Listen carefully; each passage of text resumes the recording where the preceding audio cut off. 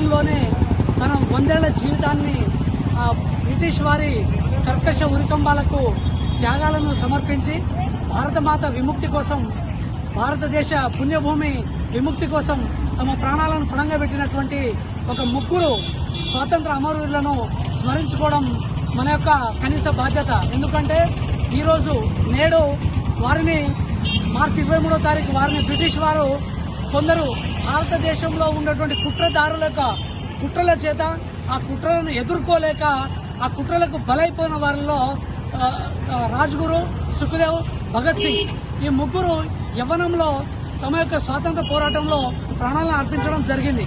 వారి యొక్క ఆశయాలను, స్వతంత్ర భారతావని ఒక గొప్పతనాన్ని, ఔన్నత్యాన్ని ప్రతి యువత తెలుసుకోవాలని చెప్పేసి, ఆ యొక్క ఔన్నత్యాన్ని తెలుసుకొని భారతదేశం బలీయమైనటువంటి శక్తిగా ఎదగాలని చెప్పేసి మేము మనస్ఫూర్తిగా కోరుకుంటున్నాం.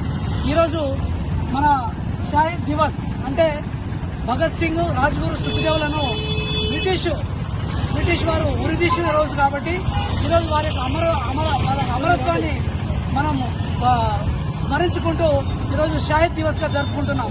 సో అందరూ కూడా, ప్రతి భారతీయుడు ఈరోజు వారికి ఘనమైన నివాళి అర్పించాలని చెప్పేసి మేము కోరుకుంటున్నాం. ధన్యవాదాలు.